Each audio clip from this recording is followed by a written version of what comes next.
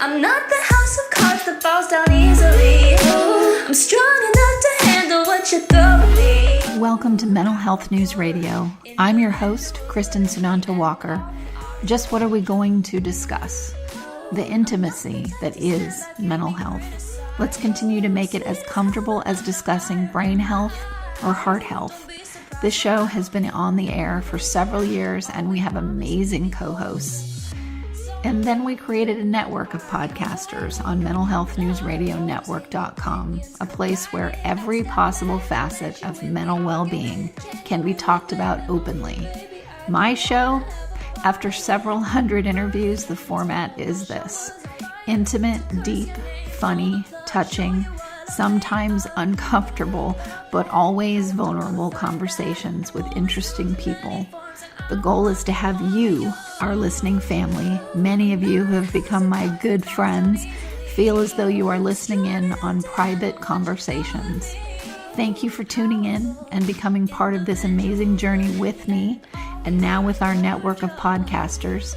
Just knowing this podcast might be helping any of you realize you are not alone on this journey called being a human being makes doing this podcast worth every second. After all we promised, we'd be cordial.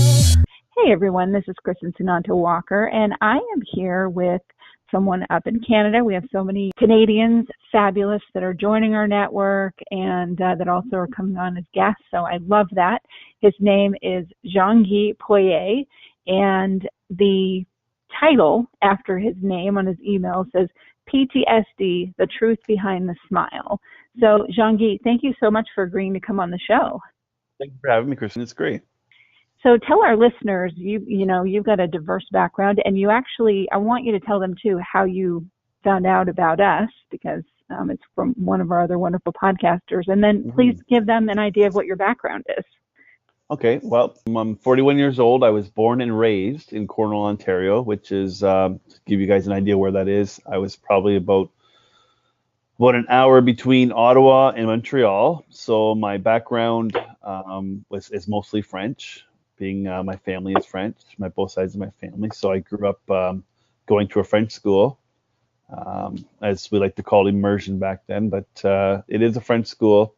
I went there up until college. I led a pretty normal life, pretty relaxed life. There wasn't a lot of money at home, so we kind of found our own things to do and enjoyed ourselves with our friends. And I became. Would you say it was a rural area? No, it was a city, definitely a city. Yeah, Okay. just a smaller city between Ottawa and Montreal. Yeah, so Okay, about gotcha. 20 minutes from the Quebec border. So it kind of gives you an idea of where we are. And grew up there, went to college whenever I was 20, and did some computer programming and some computer science while I was there. And I met a great girl while I was there, who I ended up marrying. Moved back Good to for you. the Stratford area, which is we're about an hour from Toronto, an hour west of Toronto now. And moved up here. We started our little life together up here in a small town called Shakespeare. She's originally from here. We're no longer together, but I mean, we parted on good ways. So we had some kids. We had a boy, in 2005. I started working back in early 2000 once we finally moved. I was working for a local building and supply store there, and I'd been there a few years. And then I was approached back in 2005 by the deputy chief of the fire department.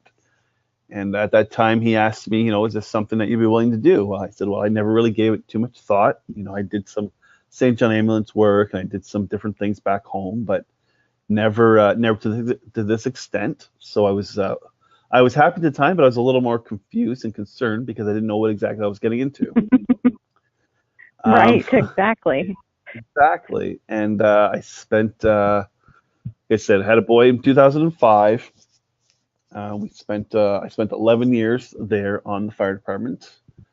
All the while living in Shakespeare, working in Shakespeare as well.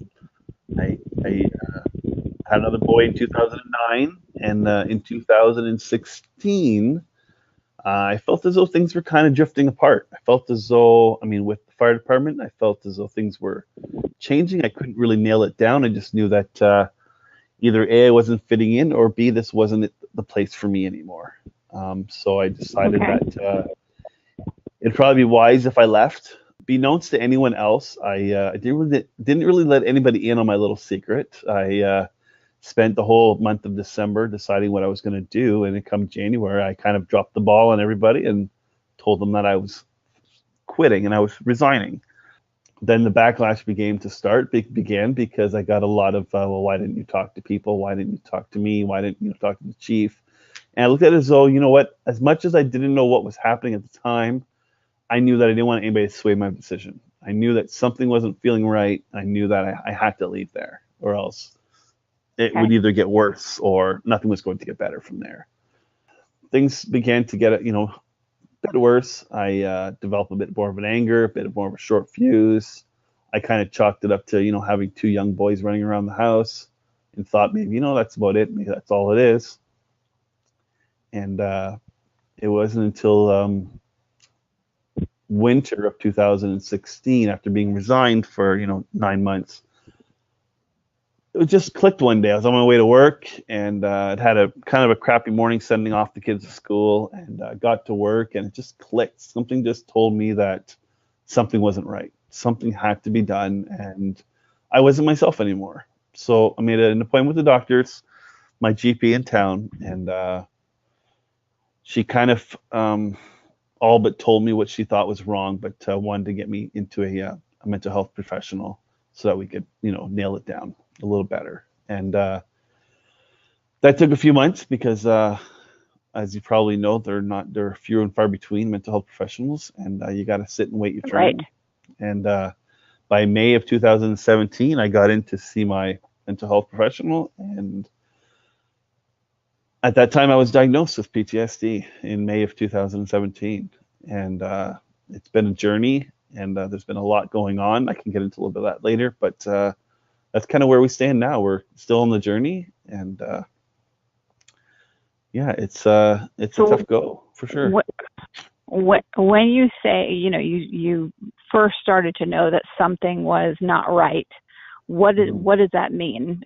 Our listeners are, a lot of people that are in the same position as you, and also providers of mental health services. So examples are really great. So what is it that you were feeling or thinking that lets you realize something's not right?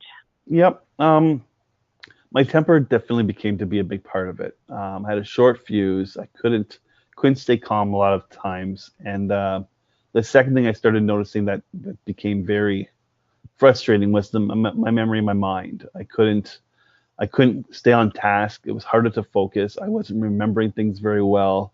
And that kind of added to the anger. And I thought, well, maybe I ain't just angry. Maybe I'm not just angry. Maybe there is something else here. And as much as I thought, maybe I just wasn't paying attention to people, because that was the last thing I was hoping. But unfortunately, this was nothing that I could control. This was my memory starting to slip as part of the as part of the numbing, as part of the blocking of PTSD, and didn't realize at the time until I spoke to my doctors. But for sure, definitely. Sorry, go ahead. Yeah, that started to happen. And did you have other people telling you, hey, what's going on with your memory, or what's the deal with your short fuse? Like, did you have people sort of mirroring what you were thinking inside your head? I did, yes. Mainly my wife at the time was calling me out on it, saying, you're a lot more angry, a lot more short, why can't you remember things? And as much as I chalked it up to, and I just said, I'm just forgetting, and I can't. But other than outside of the house, no many people were really noticing, I don't think. Not at that point. I was keeping it pretty well hidden. Okay. Unfortunately, I was drowning out everybody in the house, but I was keeping it pretty well hidden from the outside world, for sure. And what do you think what was the tipping point for you to then be able to talk about this with that first, doctor that said you have PTSD? It was easier to talk to her and come out because at that point, as of May of 17, my symptoms were really starting to take over. The anxiety, the depression spikes off and on, the anger, the feeling loneliness, feeling overwhelmed by anything that I was doing. And in order to even just to get the kids to school in the morning, to get two boys ready for school, as much as, it should have been a piece of cake, there was always something that I was short about or wasn't happy about. And unfortunately, taking it out on them at the time. And that was, those were, I would say the anger definitely was a key trigger at the beginning. Mm-hmm. Gotcha. Did you ever have this, in childhood, or were there things in childhood that, you've uncovered that maybe this started earlier than what you thought and you had maybe blocked it out? Or was this something that literally happened as an adult?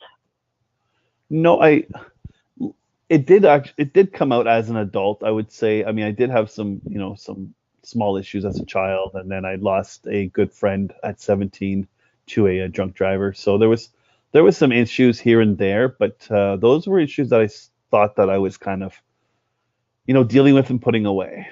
And I never thought that they'd come back. And they only really come back to haunt me once being on the fire department for a little while, things started becoming a little more cumulative and adding on. And I mean, as you and I both know, I mean, the fire service, or let's call it the volunteer fire service at best, very tough to no, I'm going to say tough to get the help you need, but it's not always available. It could sometimes be a cowboy mentality, let's put it that way. And it was either suck it up, keep going, or maybe this isn't right for you. So everybody kind of kept their head above water, whether or not they were feeling miserable or not. They were still doing their job. They might have been going home and taking that on their wife or being miserable and anger, whichever it was, but or people were still doing the work. Yeah. Let's face it. I mean, the best way that we dealt with things on the fire department, and I know police do it as well, was, sit down, let's have a few beers, and we should be good by the time you go home. Yep. Yeah. Exactly. We all know that's not the right route. All that does is bury things. So. Yeah, and it adds to it. But I've interviewed so many first responders, and they all say the same thing. So, how did you end up getting introduced to or finding out about Tima and Sean Conahan? Well, I was searching online, and that's how I came across Tima. I was mentioned to Tima as well through Badge of Life Canada. They introduced me to Tima when we were up there, and at that point, Tima was even at that point was a very large organization, and I didn't know how to quite nail it down. And I was introduced to Sean basically through Facebook Messenger. He was working over or chatting with another one of our friends, Carl, on PTSD, Bunker Gear for Your Brain, and caught a hold of Sean there. He caught one of my shows, and then I met up with Sean online, and I said, hey, maybe we should collaborate, do something together. And he said, well, I could be more than welcome to have you on my show. So that's kind of how things got going with him and I. Rolled from there. Yeah, just rolled from there.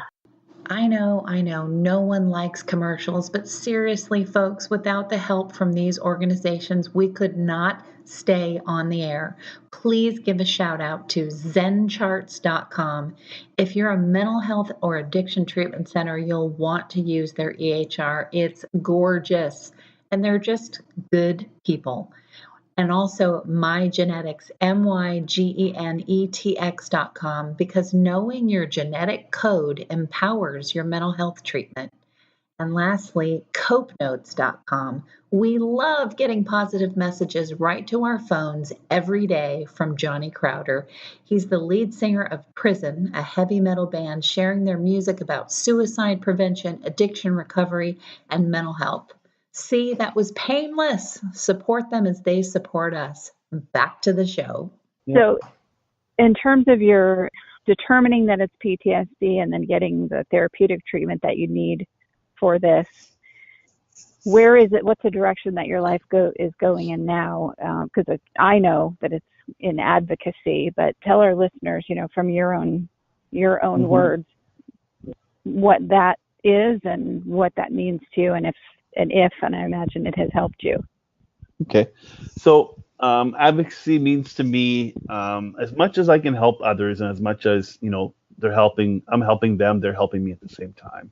Because as I've come to learn, which I thought was a bit of a hoax at the beginning, but talk therapy seems to be the way to go. I could take all the meds, I can do all the yoga, I can do all the meditation, but at the day's end, if you find somebody that you can connect with and talk to them, then definitely that is the way to go. And I use my platform on Facebook to do the same thing. The amount of followers I have, I've got a small community of real close friends on there that I can speak to. I can speak to them in my group, in my private group on Facebook, and we work together. We've all been either in somebody's shoes or the others, so we can kind of relate. I still consider myself kind of early in my journey, being only diagnosed a year ago, but I feel as though in that past year, definitely pouring my time and my work into my Facebook page has definitely helped my recovery. For sure. And it's starting to it's starting now to just come to a realization that, all the hard work is eventually starting to pay off. And getting the voices out there and getting the word out there, and hopefully help people at the same time. And the difficult part, like I've spoken to Sean about, the difficult part with that is, as much as you try to help other people, you have to be very wary of not triggering yourself. Because if you can't hold back and not trigger yourself, you're not going to help anybody. But I mean, if you're not well either, then you can't help anybody. So it's kind of a catch-22. Yeah, it's an interesting road, I know, because our show's grown a lot, obviously, and we, now the volume of people that come in, and I know I can tell pretty much where someone's at, and then I have people that are actually trained clinicians that help too, but just by reading what someone writes, and I can tell if they're at the stage where they just need to purge, and that can be triggering. And sometimes I have to go, okay, I can't read all of this because this is going to derail me for a day or for sure. For sure. Yeah. But we pass it on to others. So just for our listeners out there, that is what happens when you're in advocacy. Just because you're in advocacy does not mean that you have all your stuff together and you've somehow made it. We're in this too. And so, some of the stuff that we get can be triggering for us, and it doesn't mean that we're ignoring you or we don't care. It's just that imagine the volume that we get. yeah, for sure. And it's overwhelming at times, but you gotta take a step back, and you gotta take a step back when it's important.